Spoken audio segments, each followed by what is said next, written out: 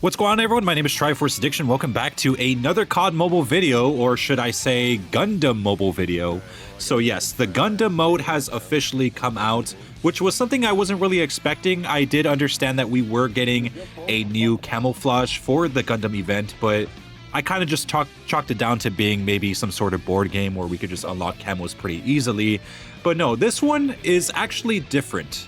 Given that this is the last major collaboration that we are getting for this entire year, it's honestly nice that COD Mobile kind of wanted to go out with a bang for this year, and they did a very, very excellent job. So this time around, as cool as the camo is, a lot of hard work is actually required to unlock it. Unlike Power Nova or Lunar Tier or even the new Waves camo that we got for this new secret cache, this one is probably the one camo where we're actually gonna have to pour in a lot of effort.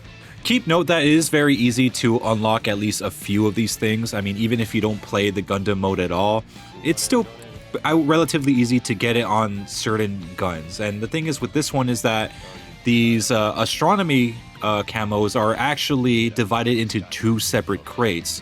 So basically there is one where you could select whatever camo you want on a certain weapon. So for example, if you want it on the USS-9, then you could choose the USS-9. And they also have, of course, the normal random crates where you just get the camo on a random weapon. The reason why I'm talking about the astronomy camo a lot is because this is going to be basically the primary way on unlocking all of it for every single weapon that you possibly can. But do keep in mind, as much as the amount of effort that you have to put into this entire event is, this mode is going to stick around for quite a while. In fact, from what I've seen, it looks like it's going to stick around for about 13 weeks. So that's like maybe about 2 to 3 seasons amount of time that this thing's going to stick around. And given the amount of camo crates that there are, I think there is more camo crates than there actually is weapons. So there are going to be certain things that you don't actually have to do in order to get the astronomy camo on everything else. Much like the Alchemy Stars / Borealis camo that we do have in this game, it wasn't really required for you to do everything to ensure that you get the camo on every gun. I think you could kind of like select what you want to do in order to complete it. However, there are other rewards that do come with this mode. There are, I guess, calling cards. There are also other ways to unlock other Gundams. And of course, there are like these little challenge coins that help you progress through its own separate battle pass that we do have, which actually has 80 tiers. And at the end of those 80 tiers, you do unlock the legendary J358, which honestly is kind of confusing to me because it doesn't really look like a revolver. It kind of looks just some sort of laser gun from Gundam. And I honestly wonder how that's going to work if you don't have any of the Gundam skins. But it's something that I'm not really expecting a lot of people to complete in a day. Again, this is something that's going to take a very long time, probably like a few weeks in order for anyone that's dedicated to actually complete, because the milestones in this game are pretty long-winded. But when you do finish these milestones, they do give you, I guess, a massive amount of Battle Pass coins, and also they do give you quite a bit of, I guess, selectable camo crates, so there is some decent rewards that come with it. But about some of these milestones, again, I understand it's going to be around for a long time, but some of these milestones are kind of crazy. I think there's like one that actually requires you to at least, play like 1,000 Gundam team deathmatch games, and it takes quite a while. I mean, I could barely even do like maybe 20 without losing, I guess, energy or patience. There are also ones that require you to get like 50 kills with each and every Gundam. It doesn't really give you a massive reward. It gives you maybe like 1 or 2 camo crates, and that's basically it. But again, I feel like those are kind of like optional challenges. Aside from having daily challenges, they also have weekly challenges as well as monthly challenges. So yes, I think every month those challenges are gonna rotate, and you could get more stuff like that. But again, they're just very long-winded challenges with very little reward.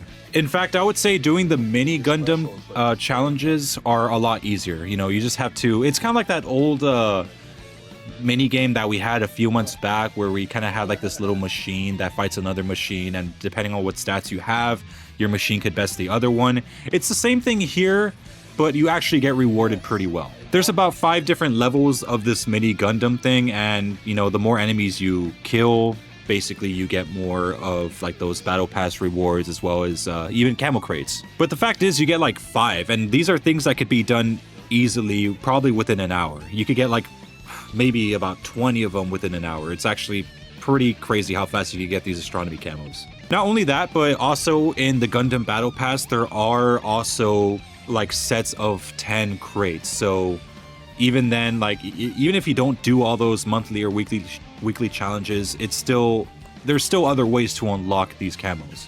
There are about 5 chapters worth of awards that you can get within the mini Gundam Strike. If you guys are seeing right now, there's like those stars on the top right of the screen. That's basically the chapter that you're on.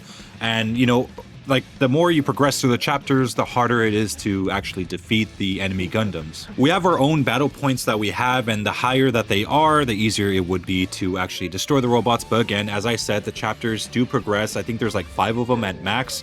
And by the time you get to the 5th one, it's going to basically force you to play more Gundam Team Deathmatch to even get your battle score up so it could basically be good enough to defeat the robots.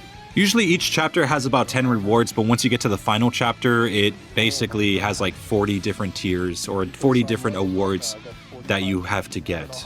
And again, once you're in the final chapter, it starts becoming a lot harder, and you're going to have to be playing a lot, and I mean a lot of Gundam Team Deathmatches to get your combat score up so you could actually, you know, progress even further.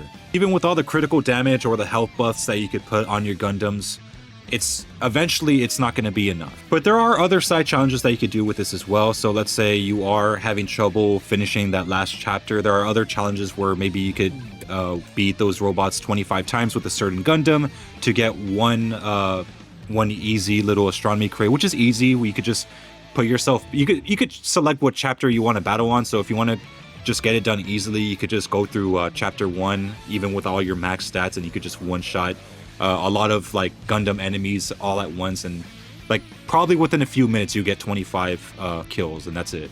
By the way, if you come across this purple robot dog that you're battling within mini Gundam Strike, be careful. For some reason that dog is like, I don't know, it's for some reason like immune to everything. You can't even critical hit it. It's crazy.